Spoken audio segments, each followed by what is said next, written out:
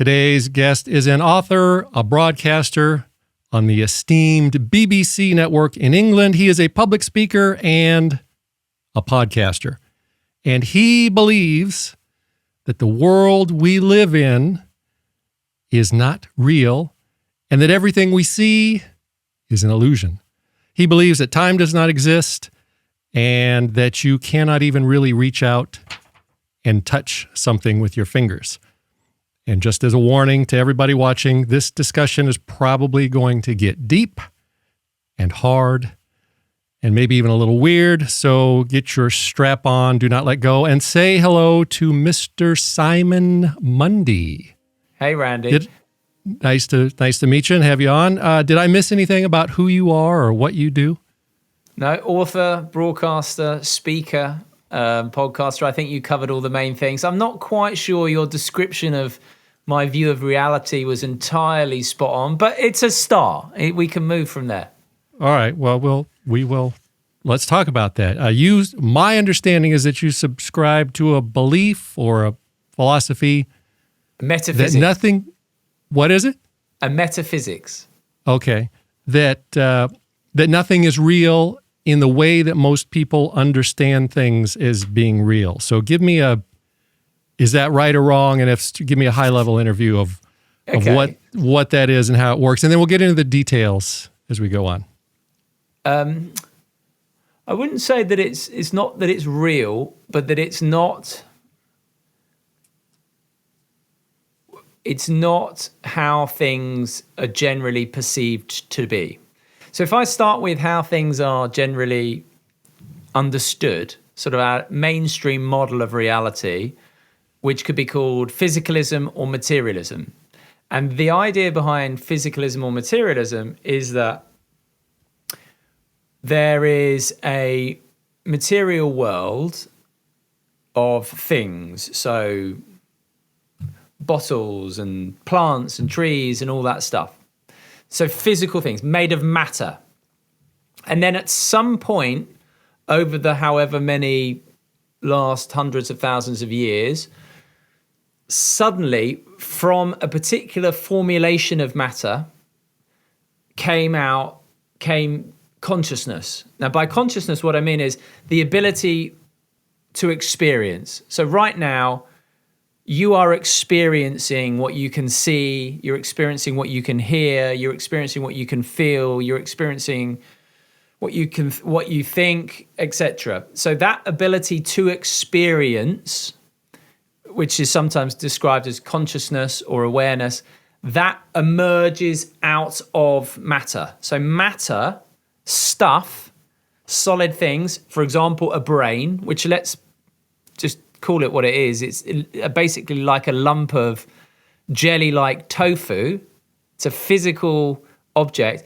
Out of this physical object comes this capacity to experience, to be aware, to be conscious of. And so we are of the view that consciousness arises from the brain, from the body. So it's an emergent property is how it's described, right? And everyone just assumes that that is factually correct. However, there is something called the hard problem of consciousness, which explains that there is no way, even in theory, that anyone has ever been able to come up with an explanation of how a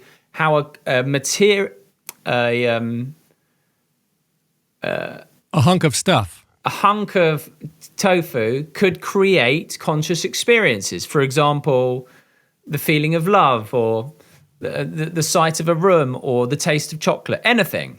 There's no explanation, even in theory, as to how that could happen. So no one has a clue. Now, we obviously know that there is a correlation between, for example, brain and experience. So if you and I had a few glasses of whiskey now, Randy, how we experience things would change. But the fact of simply experiencing would not change.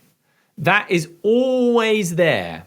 You could never have every moment of your life and everyone's life has always been, the first thing is the fact that we are experiencing. Now, what we experience changes all the time, but that we experience does not change. Now, so there's a different view of things, which is that consciousness is not an emergent property that comes out of matter, but in fact, consciousness is the primary, the base of reality, as it were. Okay, so... All right, we're going to get into that. But I'm still trying to catch up. Let's talk about terms and definitions. So, is this, you call it materialism? Yep. Right. That's what most people think of stuff when they think about the world. Is that the same as dualism? Because there's this dualism and non-dualism thing. What is that? The same thing? What is non-dualism? Okay, so the reason, so non-dualism or non-duality, the reason people say non-duality is because it means not two. So the idea of non-duality is that reality is basically one. So people talk about oneness. But the thing is, if there's only one thing that has no boundaries, has no edges, has no borders, it stops being one, because something can only be one if there's a two. And that's why they call it non-duality. So it's not two as opposed to one. So it's a bit tricky to get your head around, but yeah. So that's the name. So physicalism is just that matter is primary. Matter is the the building blocks of reality, and then at some point, matter got together in such a particular organization and out popped consciousness. Okay, even though there's no evidence for that. Okay, so we'll talk about that also. So what you're saying, we'll talk more about this in a minute, is that when you break things down, you look at the tofu in your brain, and you look at that, and there's cells, and then there's molecules, and then atoms, and then quarks, and then whatever and whatever. If you break it down, the smaller and smaller and smaller and smaller you get, you don't end up with a thing, you end up with a quantum consciousness? Well, sort of, but think of it this way, right? If you're looking at a brain and you're going and you're getting smaller and smaller and smaller and smaller, and you keep going smaller, whatever is doing the looking at whatever size, that is the thing. So whatever we look at in whatever scale, however big or however small, that can obviously change.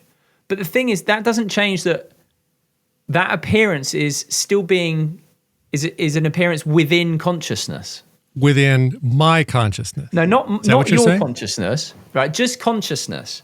So right, we tend to think that there is, and understandably so, by the way, but that there is a world out there, and then into the world gets born us as a body, and then within the body lives a self looking out from behind my eyes, hearing the sounds, etc., etc.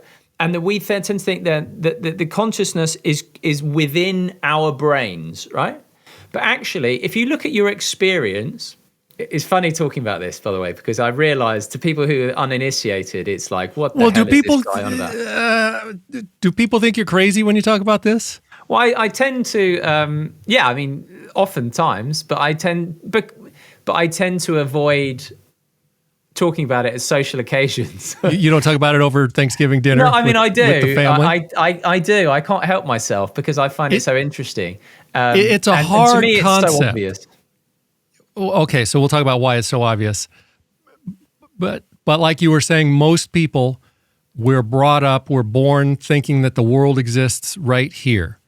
Yeah. And we are separate from everything else. You've got the universe, you've got the galaxies, you've got the matter, the dark matter. Yeah. And the Jupiter is part of the universe, and the Earth is part of the universe, and everything is part of the universe, but not this, right? Yeah. I am separate. I'm not really part of the universe. So that and the whole concept of the consciousness part of things that you experience taking place not here, but here, and we'll talk more about that. It's crazy. It sounds crazy. A lot of people are watching saying this, that Simon's an idiot and Randy's an idiot for interviewing him. So we'll get more into the details. But you're not making this stuff up, right? This is not new. The Hindus, Buddhists, Advaita Vedanta. If I said that right, I always have a problem with that one. Yeah. So is this just based on those philosophies? This whole concept of as you say, this is nothing new. I'll tell you a way to think about it, a way to get to understand it a bit easier. Okay, is through a bit of a metaphor, an analogy. Right. You obviously dream when you go to sleep at night, right? Now, most of the time. Okay, so just think of any dream that you've had. It's the nightmares that keep me awake. Yeah, well, whether it's a dream or a nightmare, the same thing kind of happens, which is that you fall asleep at night, and then we have a dreams, and we don't know that we're dreaming unless we have a lucid dream, but we fall asleep and we dream. And when we dream, we always experience the dream from a position within the dream. So let's say you and I have a dream at night where I'm in a castle with you. Now, I would experience that as Simon within the dream, and then there's Randy there, and then there's a castle there. So there's Simon as the subject, Randy as someone else, in other words, an object, and then the castle which represents the world. And that's how I would experience the dream. But then when I wake up from the dream, I realize, hang on a sec, that wasn't me as from this point of view in the dream. That wasn't Randy in there, and nor was it a world. It was all an appearance taking place within my mind. So actually, all of it was me. It was me as Simon, it was me as Randy, and it was me as the castle. But it just appeared that there was me separate from you and separate from the castle within the dream. But when I wake up, it suddenly becomes clear, oh, hang on a sec. That was a dream. It was all just an appearance within my mind. So basically, what we're talking about here within is your scaling that up to infinity. So that dream took place in your mind, but in your consciousness. Did I get that part right? Well, so consciousness is one of these words that it confuses a lot of people. When I talk about consciousness, all I mean is being aware, is awareness. So you are aware of the sound of my voice. You are aware of what you can see. You're aware of your thoughts. You're aware of your perceptions. That, just the simple awareness, simple being aware, that is what I mean by consciousness. Mind, it can be a bit different because mind involves thoughts and right, stuff and that's like very confusing. It's very confusing to me. So I've got a note. We're going to define that better. Yeah. So, back to the dream. Yeah, you're saying, if I understood you right, everything that went on with the castle and you and me all appeared in your mind. It seemed real from the point of view of Simon the dreamer. Yeah. Right? If you touched that castle in your dream, it felt real. Yeah. Right? Randy was just as awesome in that dream as he is in person. But even better, I'd say. Probably. Obviously. So you're saying that metaphor, if you, like you said, you scale that up one level outside of you up to another level, like we're living in the dream. Yeah. Of some other mind or consciousness or computer. Is this a simulation? Just a simulation? What I would say is that, of course, I can't know definitively, and I wouldn't claim to have absolute truth or knowledge on this. But what I would say is that everyone's primary experience is being aware, is consciousness, right? And so I would say that it's not that this is a dream within another person or a thing or a God's consciousness. It's just that reality is made of consciousness. That is the ground of reality. And you know that in dreams we fall asleep and we turn into Simon, subject, Randy, second person / object and world, and then we wake up and it was all ever only one thing. So I'm saying the same is true in my view now. So the consciousness is appearing as Simon, as Randy, as the world. And so it doesn't really change much in terms of our experience of day-to-day life, other than to know that you and I are expressions, as is everyone and everything, expressions of the same thing. So I'm sure you've heard of that saying, love your neighbor like yourself, right? Well, it's not this edict to do that because it's the right thing to do and you'll get brownie points. It's to recognize that at the deepest level, at the fundamental level, I am yourself, or we are the same thing, but just appearing as separate things. So it's consciousness. Because we're all from that bigger... We're all expressions of consciousness. So it's consciousness experiencing itself by appearing as, in this instance, Randy and Simon. But it's still just consciousness talking to consciousness. So we're like a little sliver of that consciousness, a little ray of that sun. Yeah. That's everywhere. It's omnipresent. It's always been. It's all that there is, because that's non-duality. So it's not two. There's only consciousness appearing as all these 10,000 things, as they say, including Randy, Simon, and that microphone in front of your face. Okay. So it's omnipresent. It's the beginning, the end, the alpha, the omega. Some people might call it God, right? Is that the same thing? Some people call it consciousness. But we tend to think of God as separate than some other being outside, as opposed to just reality itself. So the universe, and the universe including the air next to me and the microphone in front of me, it's just all. It is all. It is all it's one. Everything. Yeah. There is nothing but that. It's confusing. So you said that everything exists in consciousness. And a minute ago, when we talked about touching things. So let's talk about how I can't really touch this microphone, right? Because it's only happening in consciousness. I want to say in my consciousness, right? So and that's because if my fingers are like sensors, I've heard a much smarter person explain it as though if we were born in the cockpit of a jet airplane. Bernardo, right? Yes, Bernardo Kastrup, a very smart guy. We're going to talk about those guys in a minute.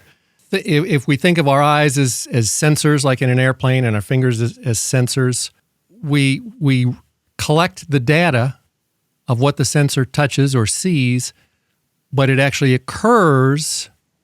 doesn't occur here when I touch it. It occurs in the consciousness and the mind. Is that right, or am I conflicting? No, I wouldn't agree with that. So, but because again, the assumption there is the consciousness is taking place with it is in our head, right? But is your experience, if you look at stick your hand in front of your face and look at your hand, is the sight of that hand taking place in your head, or is it just taking place where it is? It takes place in my head. Really? I think it does. I don't know, Simon. If I look at my hand now, I'm holding my hand in front of the face. I'm looking at the palm of my hand. The experience of seeing the palm of my hand, it's not taking place in my head. It's taking place where it is.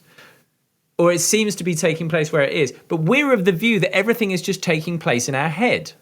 What I'm saying is that no, our brain or our body or whatever is a localization. So it's a point of view within consciousness. But that doesn't mean that, all the sights and sounds is taking place in our head. That's an assumption about materialism. And it's kind of crazy. I mean, it doesn't tally with our experience at all. But it does take place within consciousness, right? So right now, let me give you a quick experiment, Randy, right? Shut your eyes a sec. Actually, before I do that, you touched on Bernardo. Perhaps an easier way to get your head around this is, Donald Hoffman talks about this, is that, right, evolution, no problem with that on one level at least, and I've got no problem with time on another level as well. But we're going to talk about that too, because that's even more confusing. It is, but it's also not. So it's like, anyway, right. If you think of your computer desktop, okay? Now, on your desktop, you've got lots of icons. For example, I might have, when I was writing my book, I had a word icon.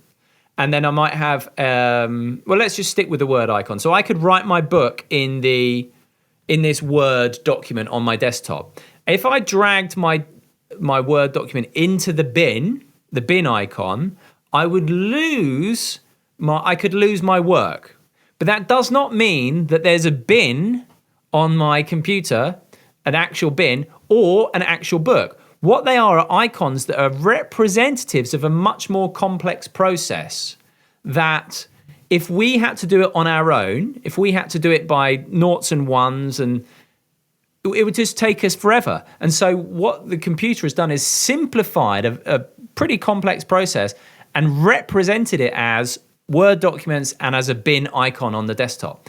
Now, we know, according to, for example, evolution by natural selection, evolutionary game theory, various other theories that Donald Hoffman talks about, we know that we don't see the world as it is.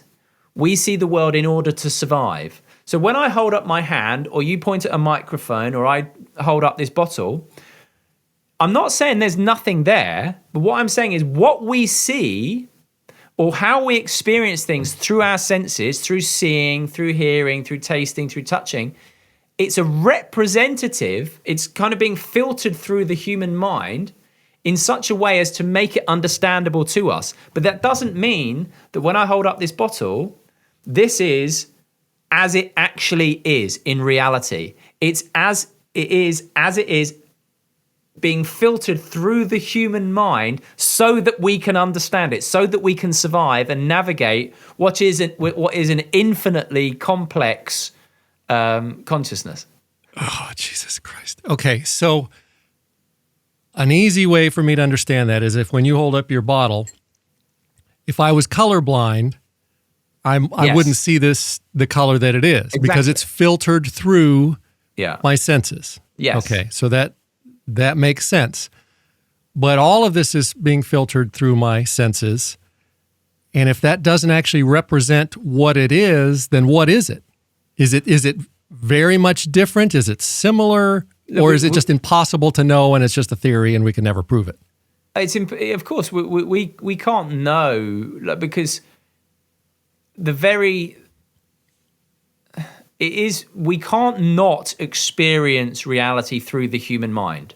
Right? Just notice, for example, right, you experience the world through seeing, hearing, tasting, touching, and smelling. That's it. And coincidentally, you also have eyes to see, a nose to smell, ears, and it's not a coincidence that we have these faculties, these instruments, and then at the same time we experience the world only through those things. Now, if we imagine we had another sense, a sixth sense, we'll call it I don't know, Xing, right? Well, we would experience reality then through this sixth sense, and it would be completely different. And then we would be like, oh, that's the way reality is. No, it's just being filtered through another way of perceiving reality. But we can never actually experience reality as it is. But we can be sure that the way that we perceive reality is not as it is. We don't see reality as it is. We wouldn't be able to navigate that. We see reality. We have evolved to see reality in order to, just so that we can navigate it and survive it. Just like the icon on the desktop is there to make what is a very complex process manageable for you and me. Otherwise, we'd spend forever trying to drag something into a desktop. I mean, into a bin, sorry. So that kind of explains the illusion part, where everything we see is an illusion because it is filtered through the prism of our senses and our mind, right? How it puts it together. So, but we don't know what it might look different. It might, maybe not even look is not the right term because we use our eyes for that. It's just an illusion, and that's all we can say. But what we can say is that whether it be hearing, seeing, tasting, smelling, touching, is that it's experienced. So there's an experiencing element to every element of experience, a knowing element, an aware side to it. That is the same. That does not change. So there's this knowing, conscious element to all the different modes of perception that is the same in each perception, in each way. So I was going to do that experiment with you. So if you just shut your eyes 1 second, and just if you just have imagine a tree, for example, for a second. So you got a thought of a tree, and just notice that there is an image of a tree or a thought of a tree, whatever happens to pop up, and you're aware of it. And then just notice any sounds in your environment. I've got the sound of an air conditioning unit. I'm aware of that sound. So there's this. I'm conscious of this sound. Notice the feeling of your feet on the floor or your bottom on the chair. Again, you're aware of it. So every element of experience you're aware of it or is known. And that takes place whether it's a thought seemingly in our head or a sight of a cloud in the distance. It makes no difference. It's known in exactly the same way if it's as close as a thought or as far away as the furthest thing you can see, a star. It's still arising within this knowing space of awareness. And so there is nothing but this knowing space of awareness. It's not located in our head. It's just that is our experience. Everything, everywhere you look, everything you hear, everything you touch is known. You can't experience non-experience. I got to wrap my head around this. I'm sure everybody watching it is complicated and it's hard to talk about. It's different from the way we've been conditioned to think our entire lives. Yeah. For me, at least. No, you're absolutely right. So because of that, I think a lot of people are going to just discount it as hippie-wooey mumbo-jumbo. But like you were saying earlier, if you ask a scientist, getting back to, is it mumbo-jumbo or is there something behind it? If you ask a scientist to explain consciousness, you already kind of went over how there is no theory that explains how consciousness or thought or awareness can come out of matter. Yeah. Right?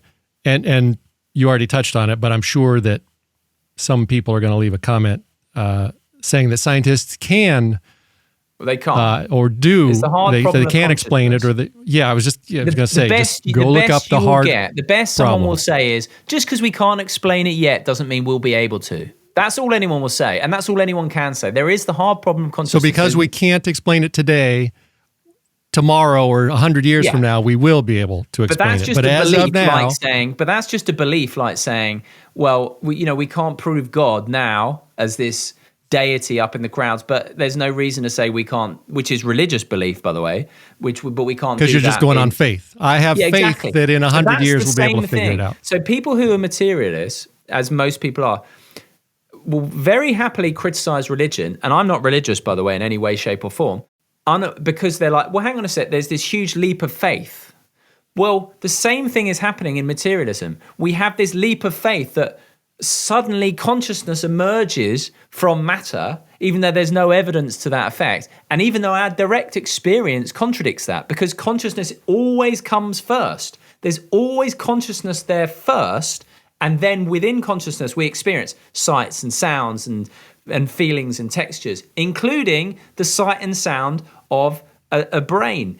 I can experience your brain. If I cut open your head, I could see your brain and I could touch your brain. So I could experience your brain as a sight and and through feeling. But you experience your brain not in a very different way. You experience probably through thoughts and feelings and that kind of thing. So how it appears to me is not how it appears to you. It's hard to wrap your head around. I totally understand. I'm struggling to keep up with myself.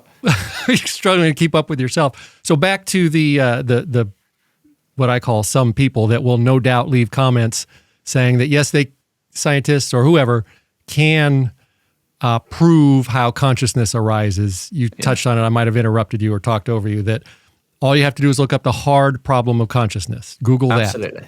And you'll see that there is no theory that explains consciousness, how it arises out of stuff. Absolutely. All right. And there are scientists that are looking into this, that it's their lives. I think we mentioned Donald Hoffman, David Chalmers.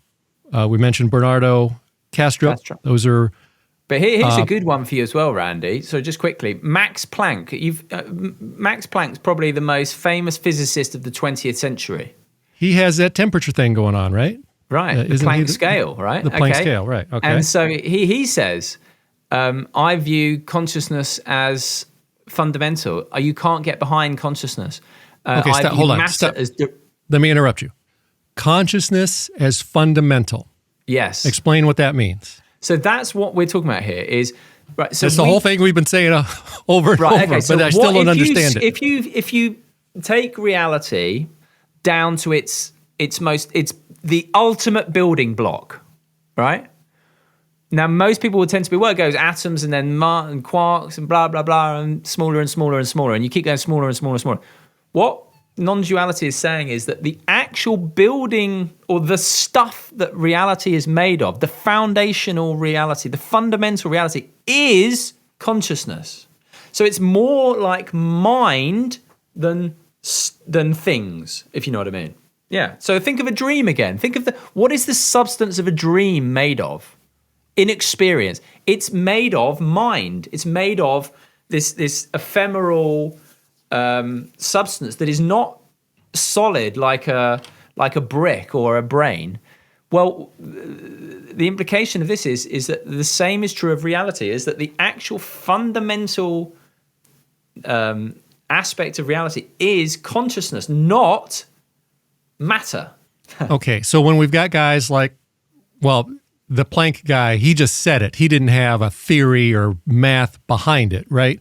But you've got guys like Donald Hoffman, who they do have scientific theories that they're working on to try to explain how, or to prove, or to show or demonstrate that consciousness is fundamental and not matter. So how do all the other scientists view those guys? Because you can't, someone like Donald Hoffman and Bernardo Kastrup, you can't poo-poo them as not knowing what they're talking about because they are wildly qualified to theorize this stuff. So how, or do you know how other scientists treat Donald Hoffman and Chalmers and Bernardo Kastrup? I mean, do they shun them? You know, I'm not a scientist myself, but and I wasn't very good at science at school. But from what I understand, you know, the majority of scientists certainly are materialists. That seems to be absolutely true. But and part of that is that every theory that they make, and when they say that consciousness, this whole non-dualism thing is silly, they base that all on the assumption that matter is fundamental and that not that consciousness is fundamental. Yeah, so can they prove that matter is fundamental? No. Explain that. Why can't they prove that? They can't prove that consciousness is an emergent property. Let's go back to the matter though. So if you say, or if somebody says you cannot prove that matter is fundamental, that's just 100% opposite of everything I've ever learned or known my entire life. So how is matter not being fundamental? How is matter being fundamental not proven? Does that question make sense? Haven't they proven that? I mean, I know you're sort of separating the consciousness bit from matter, but think about it. Like, could you ever experience matter without consciousness there first? Could anyone? I can't touch it without being aware of it. Yeah, Is that what you're saying? Or you can't study it, you can't see it, you can't look through a microscope at it. Consciousness has to be there first for matter to be experienced in any way, shape, or form. Okay. And that's gets down to that double slit experiment that everybody talks about. I don't know about that. But anyone who studies anything, there's still an observing, for example, through a microscope, there's still an observation. And we know. So 2 years ago, or 3 years ago, 2 years ago, I think it was 2022, the Nobel Prize was awarded to people for showing that local realism is false, which just implies that, for example, things do not have, for example, the moon does not have a definitive position, mass, etc., without the act of observation. So without observation, it's not there in the way we tend to think it is. So the observer principle, and I'm slightly getting in, out of my head here. I'm not a scientist, as I said, but Don explains this very well. But you can look this up as well. Is that the observer has an impact on the observed. So there's an interplay between the observer and the observed. So again, is matter there without consciousness? We can't know that, but because to know it, you have to have consciousness to know it. Matter without consciousness, ever. It's impossible. I can't experience matter because I have to be conscious. To experience it implies consciousness, because consciousness is the experiencing. But haven't they proven that matter exists? I'm going back to that question from a minute ago. You said they can't prove, you can't prove that matter is fundamental because to prove it, you have to be conscious of it? Or how is that an assumption? What is the building block? What is the building block? Look, there is... I mean, you're asking me some sort of fairly high-end scientific questions. We got to get Donald Hoffman in here. Answer his emails. I mean, he would be better equipped to deal with sciencey stuff. But the fact is, from what I know, if you look at matter, like you go up close, it's 99.9999% space anyway, right? And so we know it's not what it seems to be, and it's this sort of moving energy, and so on and so forth. But again, to come back to it, like what is the foundation? What is the one thing that can't be reduced further? And so, according to non-duality, it is the experiencing element of reality. Okay, yeah, this makes my head hurt. I'm sure, mine too. Let's talk about time. Yeah. Because that's where it really gets confusing. Okay. Yeah. In non-duality, time is not real time. It's an illusion. It doesn't exist. There is only eternity, and time is the illusion of how we perceive eternity. Sort of. Explain it to me like I'm a 5-year-old. Okay, right. I'm already confused. Just answer me this question. Right now, is it past, future, or present? I know this one because I watched some of your videos. I know that right now is now. We all know that, right? Right. Okay. We can all and it's still now, right? It's now. How many nows are there? All right, but then so we'll just stick with now. It's now. So where is the past now? I can say in my mind that the past was the now a few nows ago. You can refer to your memory. You can refer to your memory, which is taking place now, and you can imagine a future which is taking place as thoughts now, but it's still always now. Now, I can't experience the past. No. Right. So, and now I don't think it's because I can only experience and see and think and feel and touch now. Exactly. Okay, go on. I got that part. And so we tend to think of ourselves as passing through time. You look in a mirror or whatever, and we've got a few more grey hairs or whatever it might be, and things change and whatever else. But actually, in experience, it's always now. But then what we perceive is always changing. So Buddhism talks about impermanence. So things are always changing. The sights, the sounds, the thoughts, the feelings, the perceptions are always changing. But it's not like, but they're flowing through this changing all the changing elements of experience are flowing through now. It's not like we are flowing through time. It's that this changing sea of perceptions and thoughts and feelings and everything like that is flowing through now. So everything's changing against this backdrop of eternal now. And then we, again, because it's being filtered through the human mind, we experience that as time, and we experience things as space. But actually, that's sort of projected onto reality. It's a bit like a virtual reality. Imagine putting a virtual reality headset on. All of a sudden, you're in, there's a space in front of you and there's time taking place, but it's still being filtered through virtual reality. The same is true. Reality is filtered through the human mind, and through that, we get separation, we get time, and we get space. But that doesn't mean they're definitively real. And in fact, Donald Hoffman, so there's some quite interesting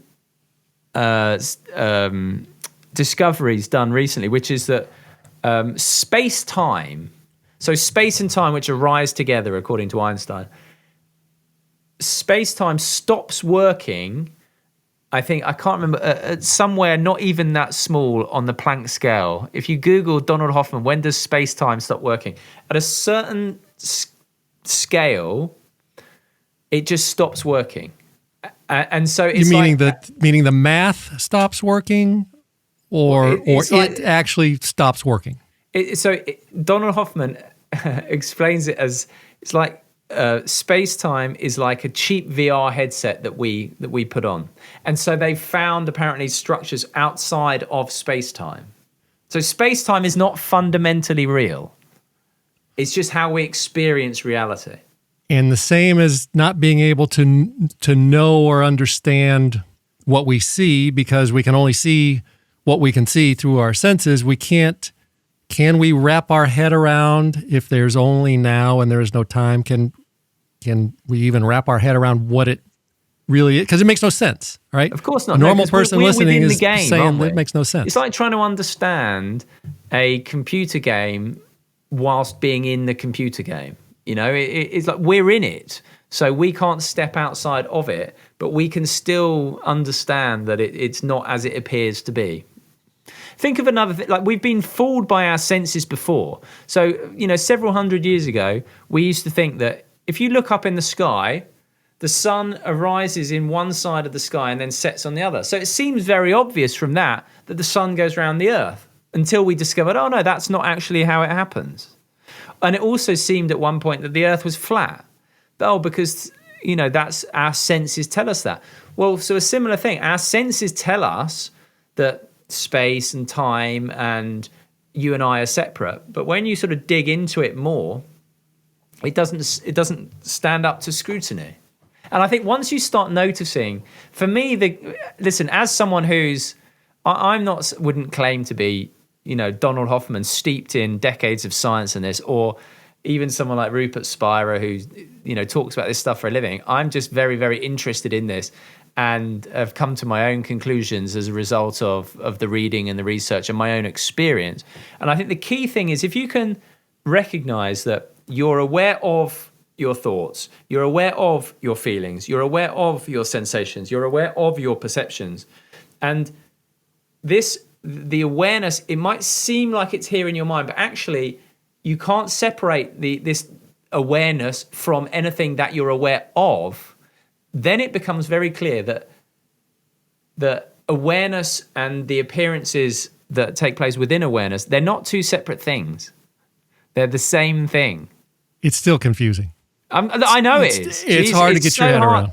Of course it's because if you think about it, right, the mind, being aware of our thoughts, that means that we are prior to our thoughts. So we're prior to the mind. So the mind conceptualizes. We're so used to putting things into theories and concepts and ideas, but what we're talking about is before the mind. And so, of course, it's virtually impossible to talk about it in terms of language, or to try and wrap your head around it, because your head can't get around it, because your head works in terms of names and concepts and abstractions. And what we're talking about is reality itself prior to any descriptions of it. Okay. Good luck. You've got a YouTube channel where you talk about this stuff a lot, right? Other things, but you discuss this a lot. Do you get a lot of comments from people that are mad and angry that you're saying these things and that you're wrong and that you're stupid? And if you do, how do you deal with them? Are you nice and try to explain it to them, or you just tell them to fuck off like I do? Look, I totally understand. I mean, I'm not. It's a very difficult thing to talk about. But how do you deal with those morons that get angry because you're saying something different from what they believe? That's not my problem, is it? If someone gets angry, that's not my problem. Like, goodness. I mean, if you're getting angry about something I happen to be saying, that's just stupid, you know? It's not my problem. Like, but I understand, of course. Like, it sounds crazy. I would have thought I was absolutely batshit stupid like myself 10 years ago, 12 years ago. But I don't now, because to me, it's so obvious that experiencing precedes what is experienced. It's just so obvious. Now, I'm not saying that it's definitively true, but I'm also saying, but you have to be open to the idea that it could be. You have to be, by dint of the fact that, just for example, the hard problem of consciousness, we don't know how the ability to have conscious experiences, consciousness arises from matter. Because of that, you have to be open to the idea that this is a possibility, because it's just as possible as materialism. And for me, it makes so much more sense and ties up with my experience and increasingly seems to tie up with science than the other way of viewing it. But I wouldn't claim, though, that this is definitively the case. I'm not saying that I'm right and anyone who disagrees with me is wrong. I'm saying this is definitely one way of looking at things. I'm 99% sure this is far more accurate than materialism, but that's my way of, and I'm just talking about that, and that's my understanding. You said in your experience, and we talked about this a little bit earlier, and I swear you're bending my brain so hard, it's hard to keep up. Your experience, which should be similar to everybody's experience, what is an experience that you can point to that kind of shows what you're talking about? I think you mentioned it earlier, or demonstrates an experience that shows that everything that you're talking about, the non-dualism. Okay. What can we do to experience and let's try try one thing. We'll try one thing quickly. Okay. So as I mentioned earlier, we experience the world through 5 senses, right? Through seeing, hearing, tasting, smelling, and touching. Now, the most dominant of those senses is seeing, by quite some way.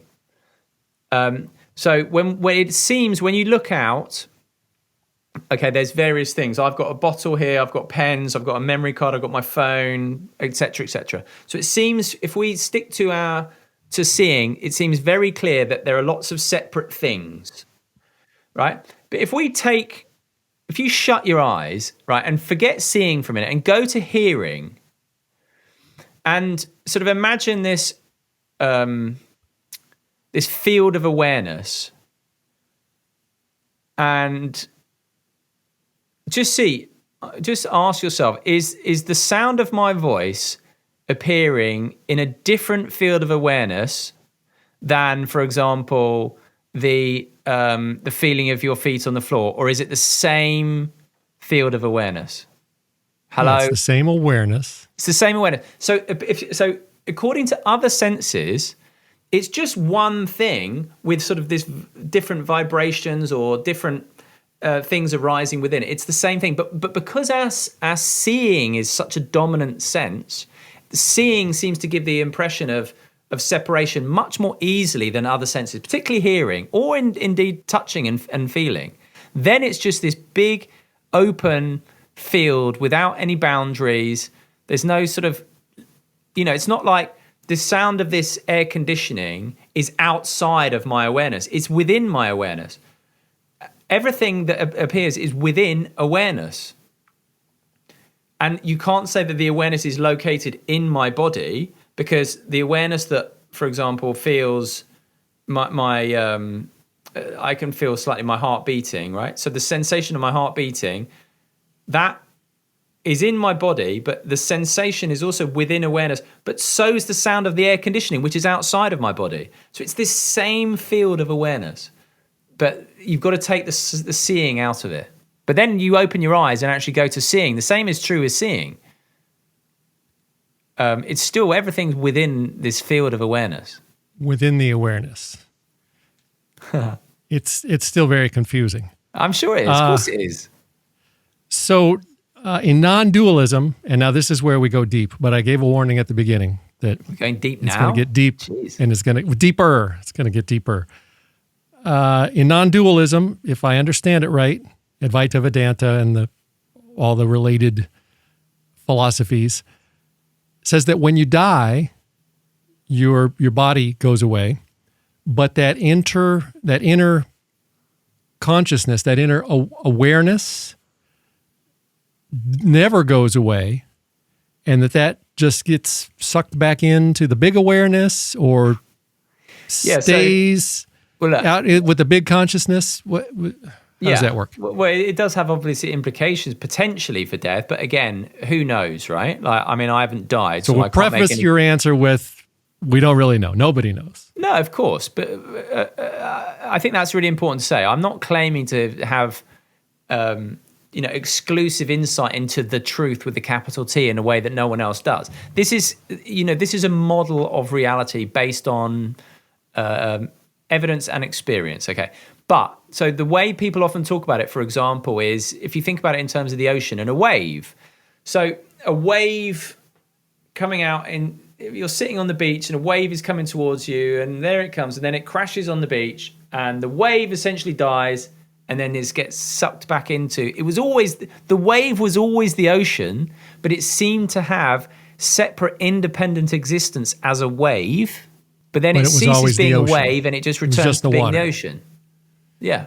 So right now, you could be a wave, and I'm a wave, but we're still just the ocean of consciousness. And it's popping up as the wave of Randy and Simon. And then when we die, doesn't mean that Randy and Simon continue. Obviously, our bodies die, our egos die, sense of personal identity. But the consciousness that animates us just goes back into what it already was. What it already was and always is. Yeah. So Bernardo uses imagine an infinite river, and he talks about whirlpools. So you imagine, a whirlpool within a river. So it seems like that whirlpool has independent existence, but you can't lift the whirlpool out of the river. The whirlpool is just a localization within the river. But when that whirlpool, ends, it just goes back into the river. And there's only ever the river. There only ever was the river. It was always just the river, or always just the water. Exactly. So that almost sounds like what a lot of people label as the soul going back into heaven. Or does it? To me, it does. Have you ever thought of that? Is that... Sort of, but I suppose the soul has a sort of an idea of more of... like a soul within my body that then ascends to heaven. So there's still that idea of sort of separation. What we're talking about here is...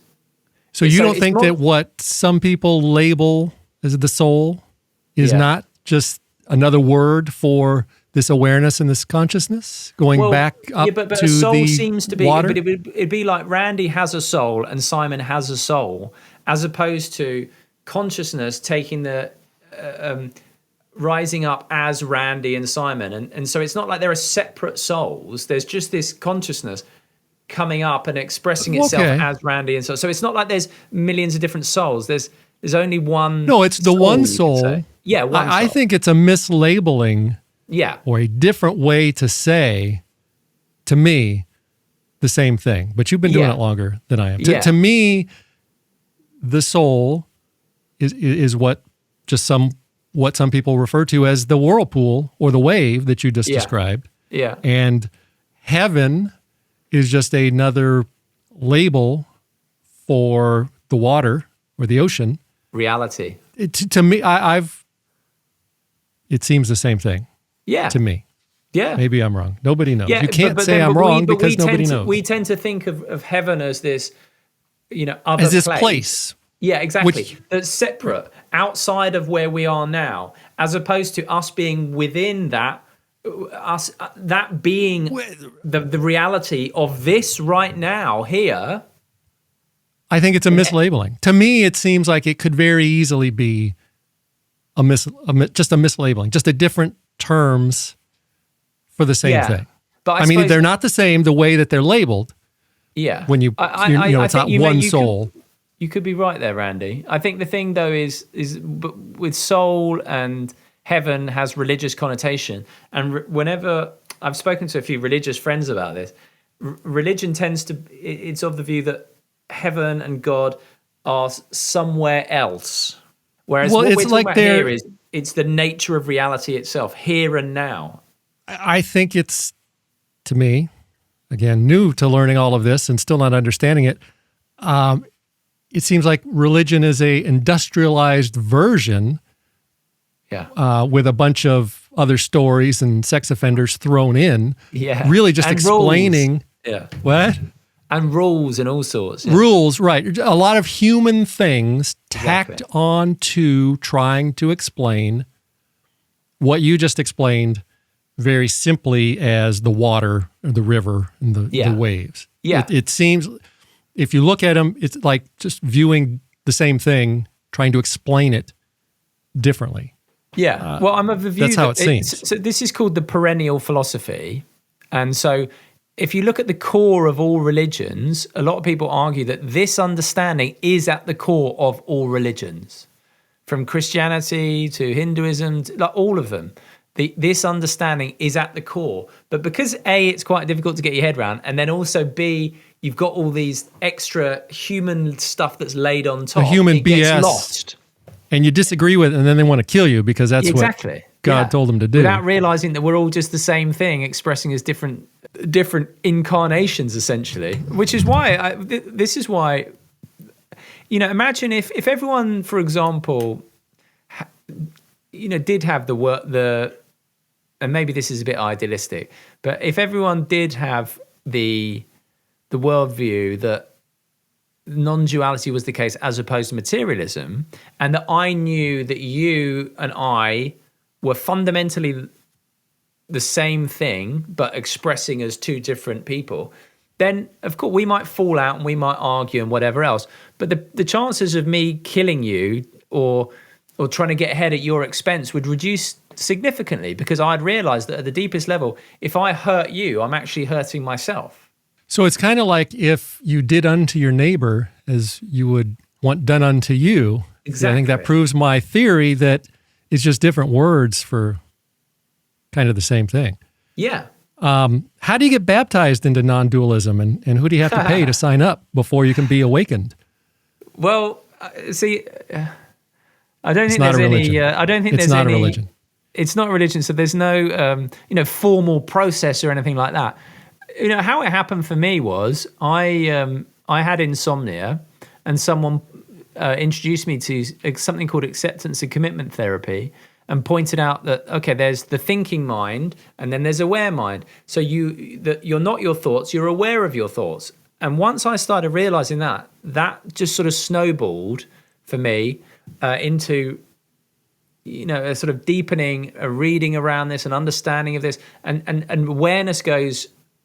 This awareness goes from being invisible, which it is for most people. Most people don't realize that they are aware, to subtle to obvious, until you realize that the only thing that you ever experience, or everything you ever experience, is pervaded by this awareness. So I don't think there's any. You've kind of got to find it on your own, I suppose. Is that what people call being enlightened? Is this enlightenment? Well, or is that another hippie term? No. So I would say this is awakening. Awakening is a bit different. So enlightenment, I would say, is something that can happen where, basically, let me ask you this. Do you know what thought you're going to have next? No. Okay, right. So we tend to think we're the thoughts just kind of... Yeah, thoughts just pop up, right? But we still think that we have agency and we choose and everything like this, right? Oh, I'm going to choose to eat more healthily. Or I'm going to choose to go to the gym, even though we never know what thought we're going to have next. So we think we have that kind of agency. So what I would say what enlightenment is the sudden awakening to this realization that there is no chooser or doer in our heads, and everything's just happening all by itself. And that actually, most of the time, most of the thoughts we have, 95% plus of the thoughts revolve around me. What do people think of me? How am I doing? What's going to happen to me in the future? All this stuff. We talk to ourselves about ourselves. Enlightenment, I would say, is how it happens. I don't know. I do tend to be of the view that the people I know who I have no doubt are enlightened do tend to arrive at it through, for example, meditation or self-inquiry or stuff like that, or yoga. But sometimes it just seems to happen spontaneously. But that voice in the head, always worrying about me and what's going to happen to me, that just kind of goes. And there's this silence and a recognition that everything's just happening all by itself. There's no actual doer. You're just life being lived. You're being lived. You don't have a life. You are life. You're being lived. Right. You are. I am. What does that mean? Explain what I am means? Because, well, I am. What does that mean? Okay. Well, let me ask you. Can you sense that you exist? Do you exist? Yes. I How think do you so. know? I'm not sure now, Simon. Jesus Christ. But you know you exist, right? Not necessarily in the way you think you do, but the fact that you are alive and exist, right? Can you say yes or no? Yes. Okay. How do you know that? You just know it, right? Because I am. There you go. Right. Right. So it's not something you don't have to work it out and sit down with a piece of paper and write down, how do I know I exist? You just know you exist. There is something in us that tells us I exist. That is sense of I am, that sense of being. Of just being, of I am. That you are alive, that you are this sort of you can feel this sense of, hang on a second, there is a sense, something in me that is absolutely certain that I exist. I am. Now, when a lot of people think, when I think about what I am, when you first ask that, the first thought that comes to mind is a thought, is my mind, and that's what I assume a lot of people tend, when they think of what I am. Yeah. They conceptualize. It's the mind, it's the ego, it's the me. Yeah. Right? And when I'm trying to get to that I am part, that consciousness part, that awareness part, you have to get through all the thoughts and the ego, because there's these processes spinning, the thinking, which is, I don't know if you call that the ego or the mind and the ego. Yeah. It's just one big fucking mess. You don't want to see what's in here. But you have to get above that or below that to get to that I am part, that awareness part, the part that comes between the thoughts, or that where the thoughts come from. Before the thoughts, during the thoughts, and after the thoughts, and pervades. But it's not the thoughts. But it's not the. Well, think about it. A thought comes and a thought goes, but you don't come and go with it. So you might have a thought 1 minute going. You might have a thought 1 minute going. Oh, what am I going to have for dinner? Oh my God, I forgot to ring this person back. I'm such an awful person. So thoughts are always changing, but the part of you that is aware of the thoughts, that's always there. And it has to be there for you to know what a thought is. So again, just have a thought, just think of, can you picture your front door in your mind? Yes. Right. So that's a thought of your front door. Can you sort of recognize that you're aware of that image of your front door? You're not the image itself. You're aware of it. I can. It's not easy. It's very difficult. And I've thought about this. It's because we're so identified with the mind. So I have an 18-month-old daughter, right? And she doesn't live in concepts. And, because most people, if you say to them, who are you? They'll tell you, oh, I'm this kind of person. I do this for a job. This is my family. This is what's happened in the past, et cetera, et cetera. We've all got a big story. All the things, the ego and all the mind stuff. But it's all ideas and thoughts, right? Now, but that's not always been the case. Those are things that we've accumulated over time, and then we identify with the mind. But actually, when we come into the world, we're just this aware presence. None of that's true. The idea that I'm British and you're an American, like to my 18-month-old daughter, it's nonsense. Doesn't mean anything. It's meaningless. She just is, and she just is aware. And in her beautiful, unique expression. And that's still the case. But as we get sort of 2 and then 4 and then 6, and we obviously live in a culture that worships the mind and everything like that, we tend to identify with the mind. We think we are the mind. We're not the mind. We're aware of the mind. And when I say the mind, I mean thoughts and thinking and concepts and memories and ideas. We're aware of that stuff. It's like a tool. It's like our hand or a hacksaw. And we tend to think it is us. It's not us. It's a tool that we use that's taken over us to a certain degree. I think I heard Rupert Spira say that if you think about you when you were 18 months old versus you now, the way you look has changed, the way you think and feel and process things has changed, but the one thing that has not changed is that awareness part, that underlying part that's so difficult to put your finger on. Yeah. That I am is the same as when you first were born, even though you won't remember it because that's separate. But is that right? Yeah. It's just so hard to put your finger on it and well, it's impossible. It's get like through your brain. It's an eye looking for an eye. You can't see your eye with your eye, right? But like, I don't know how old you are, Randy, but do you not feel, even though your body's changed, your experiences have changed, your positions changed, your roles changed, is there not a part of you that feels exactly the same as you did when you were 20? Well, yeah, that's what I was saying. It's that underlying I am part. Which is why it's such a shock when we look in the mirror and it's like, oh my God, I can't believe I'm this old. I don't feel this old on the inside because on one level we haven't aged. Obviously, that's where I can start to separate the mind and the ego from what you're saying is this I am part, is because I can see where the thinking has changed, where I'm not supposed to say these things, I'm not supposed to do these things, but I'm still a fucking child. Yeah, exactly. The same as I was when I was a child. We intuit this for sure.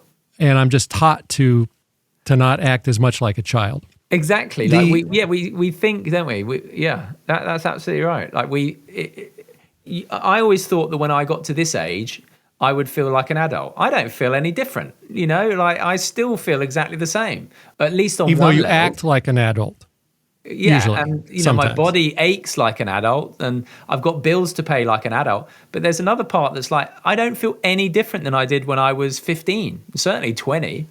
And when you can identify that, that's what you're talking about. That is the I am. When that is the awareness part. Notice That's that feeling of sameness, that there's always the same under every condition, that starts to become more obvious, and it's always available and it never changes, and it's the one ever-present, always reliable aspect of your experience. But you can't objectify it like a bottle or a thought or a feeling or anything like that. It's because it's prior to that. And it's like trying, you put it good, it's like trying to see your eye through your eye without a mirror. It's very difficult. Here's one thing we could do, Randy, just quickly, right? So on the screen, I can see your face, and I can obviously see my face, right? So, but if the screen wasn't there for a sec, just notice what you look like to yourself in this very moment. Like what is it that's looking out of your eyes? So see if you can almost like turn your attention round on what's looking out from behind your eyes, right? There's nothing there. Right. So that experience is that's I am as well. It's just this open, empty, experiencing presence. But it's not a thing, But because I see your head, and we get used to looking in the mirror, we start to this is what it is. It's this body. But actually, if we flip it round, and sort of take our attention to where our attention's coming from, there's nothing there. And it's the same experience for me as it is for you. I know I'm throwing a lot at you here. Even though I'm talking like, oh, I'm starting to get it, it's still confusing. Of That course it is, 'cause I am the mind part. can never get it. Okay. The I am part, somebody a long time ago once said something to the effect of, I am the way and the light. Yeah. And some people JC. will know exactly who I'm talking to. Yes. Or I'm talking about. Is that what he was saying? Or is that? Yeah, so I am the light, right? So the light, so consciousness lights up all experience. So again, you can't have any experience without consciousness being there first. So I am is consciousness. Consciousness makes all experience experienceable. So when this guy 2,000 years ago said, I am the way and the light, some He people are wasn't just going to talking lose about their. Jesus the guy. He was talking about I am. I am. He was talking about I am. So if you in the Bible, I'm not hugely familiar with the Bible, right? But I think in the Old Testament, God was asked, "Who are you?" And it says something like, "I am the I am." And Jesus, I think, said, but at one point, before Abraham was, I am. Now people took that then to mean he meant him, the guy, but no, he was talking about I am, the consciousness with it that experiences everything. But because he's part of that, and according to you, we're all part of that. Yeah, we are that. Right. So it kind of was about him, but not him, the guy. Not him, the guy. No, him, the reality. Him, consciousness. Some people are going to lose their shit when we say that. I'm going to see that in the comments. Do not post my address. Yeah. So the way that I'm understanding it, then the non-dualism really does answer the question of why we're here, what's the point to life, I think. So let me throw this out. So is the why are we here? Is it like a test to become awakened, like you said, to who we really are, so that once we realize that, the consciousness, the universe can experience itself through me or you or whoever, that we couldn't do if we're just constantly thinking about, the ego, me, money. We're not seeing who we really are. So is the point of all this to figure that part out, let the universe see itself, look at itself through that bit of consciousness? Did I just figure out the meaning of life? I think you might have done. Is that right? Or am I just, I drank too much coffee?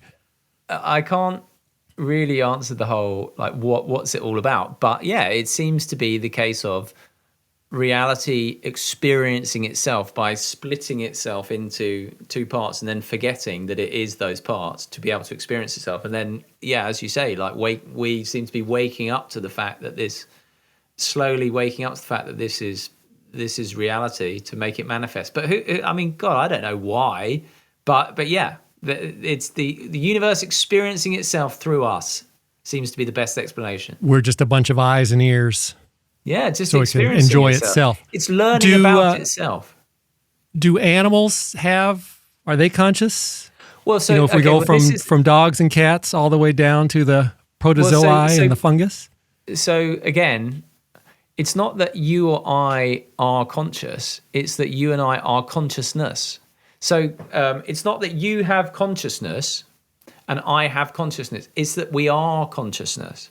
So yes, any living being is consciousness, but with its own sort of headset on. So a fly or a rat or whatever it might be, or an alien, is going to experience reality in a very different way because its mind is different, right? So, like bats, don't see, they experience the world through 3D, through sonar or whatever. And dogs can hear whistles at a different frequency than we can.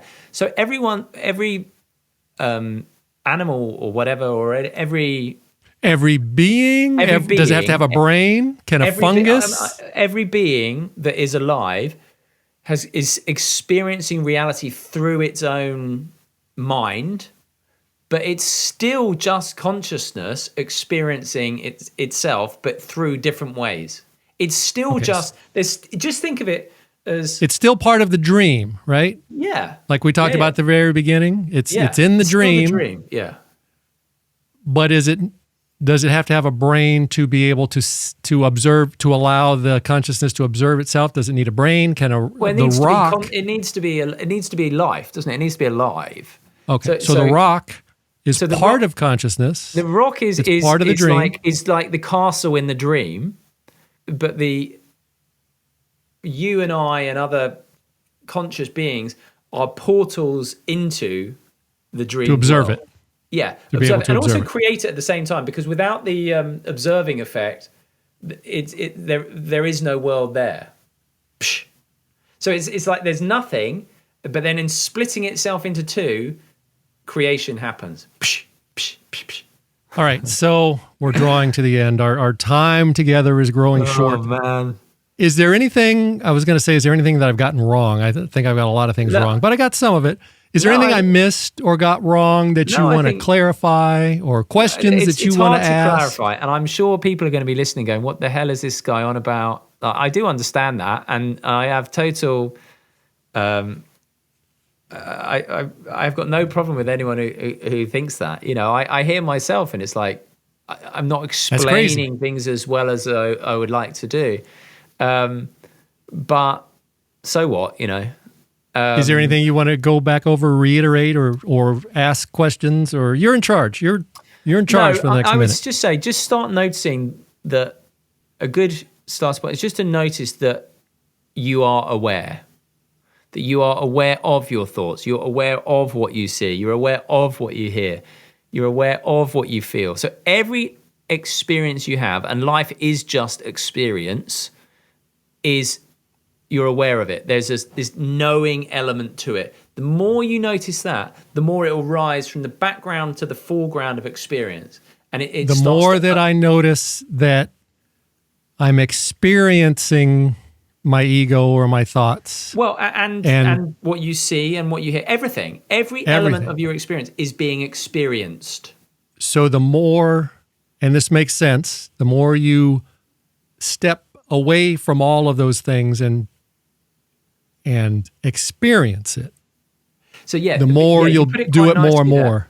The more that you stop focusing exclusively on what you're aware of, sights, sounds, thoughts, perceptions, and start paying attention to the fact that you are aware of all those things, start to notice that you're aware. It just rises from the background, from being this invisible thing to, oh wow, it pervades everything. It is, you can't separate it from absolutely every element of experience. It's the one ever-present element of all experience, everywhere. It touches everything. Hopefully it's making sense to somebody. Hopefully we've helped to awaken someone. Yeah. Well, it's sort of making sense to me a little, mostly. Some. It's hard though. It's not easy. Listen, it is hard. I do understand that, because it's, you know, we're talking about something very, very big and deep. So it's better experienced, because whenever you try and put it into thoughts and concepts, it does get very challenging. And that's why a lot of people say the highest teaching is silence. Or rather, they say in Buddhism, they say the finger pointing to the moon is not the moon. So that means, you know, the words used to describe reality are not reality. So of course, it's very hard to talk about this using the limitations of language and concepts and ideas. It is difficult. So if anybody's made it this far into the video, we're gone Good over luck. an hour. Congratulations. Almost an hour and a half. Yeah. So they're obviously interested in what you're talking about. So where would you recommend, if they want to learn more about this, other than simonmundie.com or your YouTube channel? Yeah.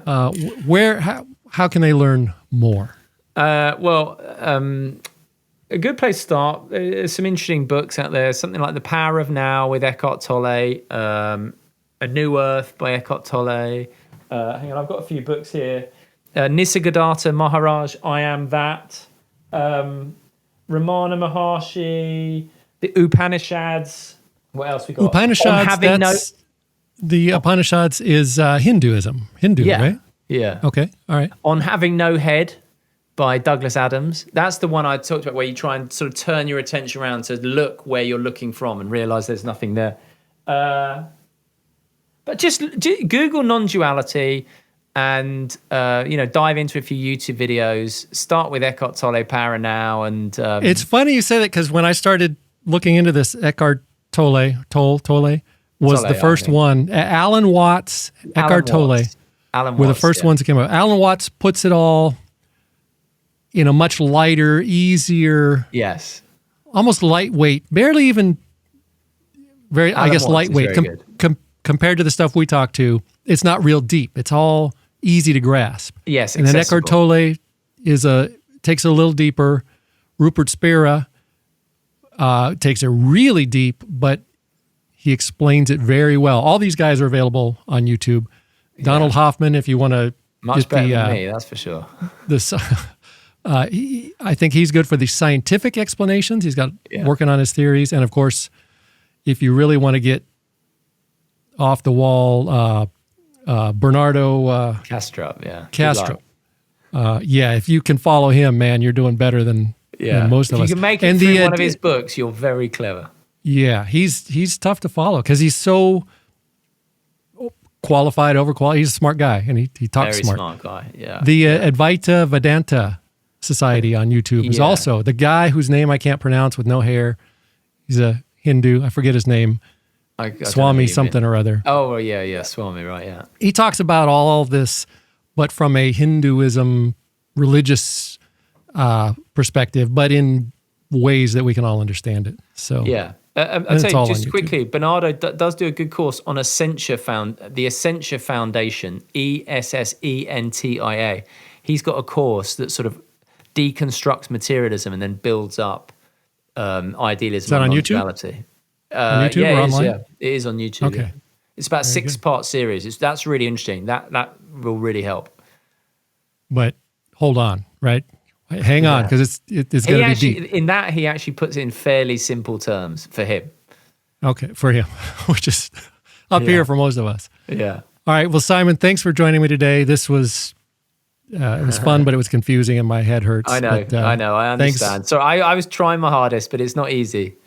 You did good. I got most of it. So Thanks a lot. Pleasure. Thanks, Randy.